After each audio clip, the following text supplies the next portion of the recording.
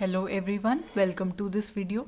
In this video, we shall see question from December 2016 consisting of 4.75 marks.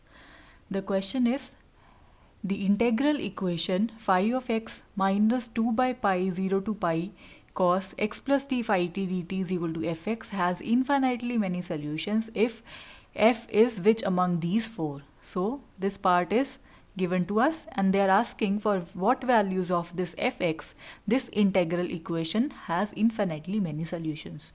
So clearly you can see from here that this integral equation, this is a inhomogeneous or non-homogeneous integral equation of second kind having kernel of this form. You can expand cos of x plus t, right, as cos x cos t minus sin x sin t.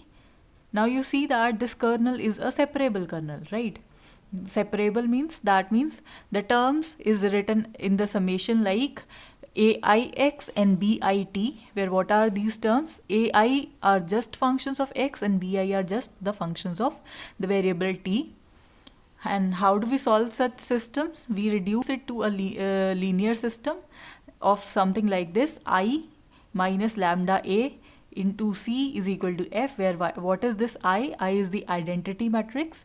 What is lambda? Lambda is the corresponding eigenvalues which we shall evaluate further. A is a matrix of the same order as I, right, and whose entries are given by this expression aik is equal to integration from a to b bit ak t dt. That means this I is for bi and this k is for ak.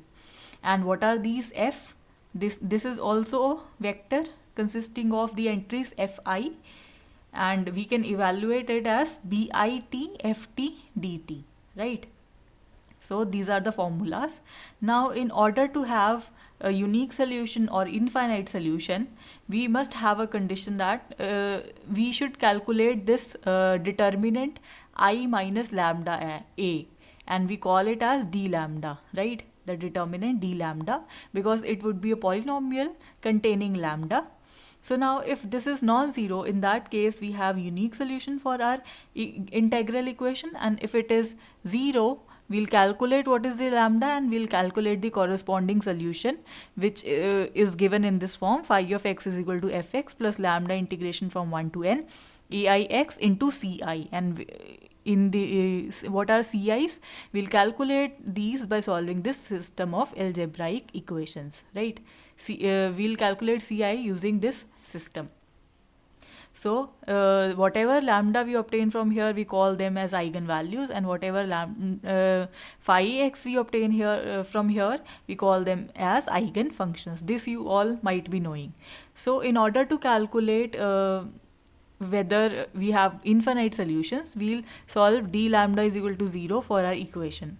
So for that, what is d lambda? D lambda is simply I minus lambda a, I minus lambda a, so whose entries are written like this. So we'll first calculate a11, a12, a21 and a22. So a11 would be this cos x and this cos t. So cos t into cos t cos square t. When you solve this using the double angle formula, and when you integrate this, you'll get pi by 2, right? Similarly, you can calculate the other entries. A21 and a12, they both come out to be 0. Here we use the b2t and a1t, and here we have used b1t and a2t corresponding to these indices. And similarly in a22 we have b2 and a2.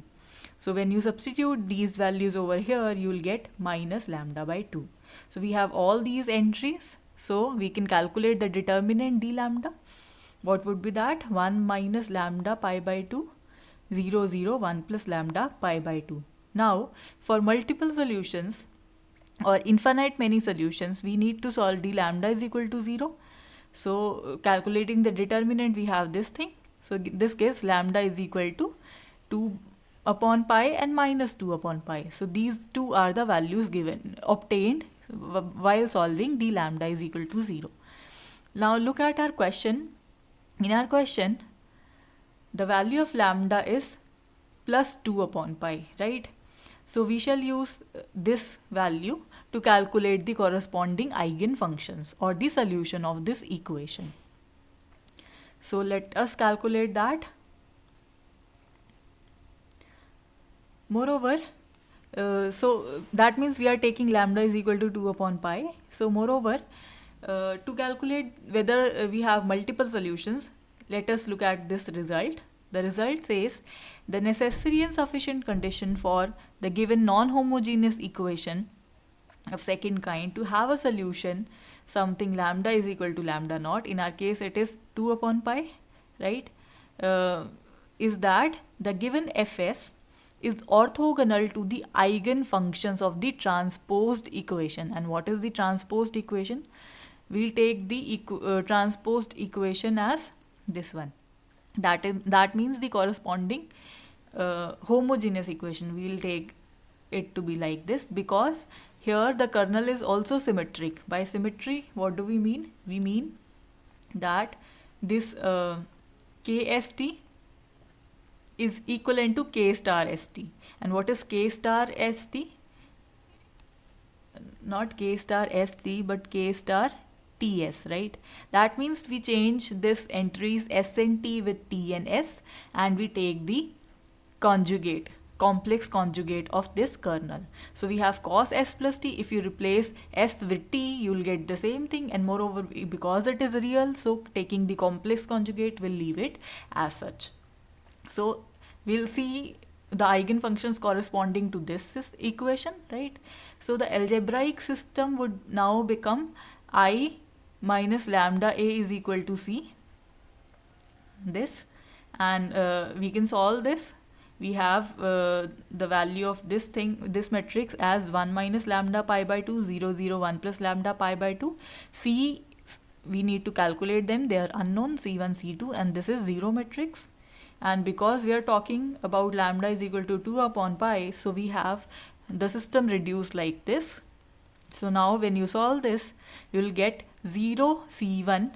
The equation will get 0 C1 plus 2 into C2 is equal to 0, which would give us the value of C2 as 0.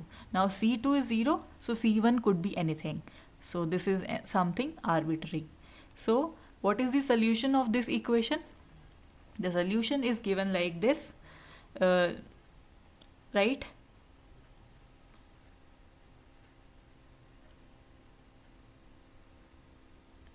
Wait a second. Let us look at the solution. The solution would be phi of x is equal to lambda into summation 1 to 2 aix ci, right? For the homogeneous equation, we leave the fx part. So the solution here becomes phi x is equal to lambda times summation 1 to 2 ais ci. And what is lambda? Lambda is 2 upon pi. So this thing, right? And because C1 is arbitrary and C2 is 0, so we are only left with this term. So this is our eigenfunction, 2 upon pi. So because this is constant, this doesn't count in while doing the calculations. So to check infinitely many solutions, what do we need? We need to check the orthogonality condition. And what is that? It is taking integration from 0 to pi fx phi x is equal to 0. Fx is the given function, phi x is the calculated eigenfunction. So it should be 0. They both should be orthogonal. So the given options are cos x, cos 3x, sin x and sin 3x. So let us see whether they are orthogonal to the given eigenfunction or not. So here in place of ci, you can just simply also write 2 upon pi. Being a constant, it doesn't make a difference. So when you solve this integration, first integration, you will get the answer c1 pi by 2 or simply c1. So it would not be 0. So this cannot, for this we do not have infinitely many solutions, because this function is not orthogonal to this. They are not orthogonal to each other. Whereas you see in case B, we have, while performing the integration, we have 0. Here also we have 0. So here also we have 0. So you can clearly see that the given fx is orthogonal to our eigenfunction. So this is the correct option, this is the correct option, this is also the correct option. So let us go back to our question. So option B, option C and option D, they are the correct options. Well, that is it for this video. Thank you for watching.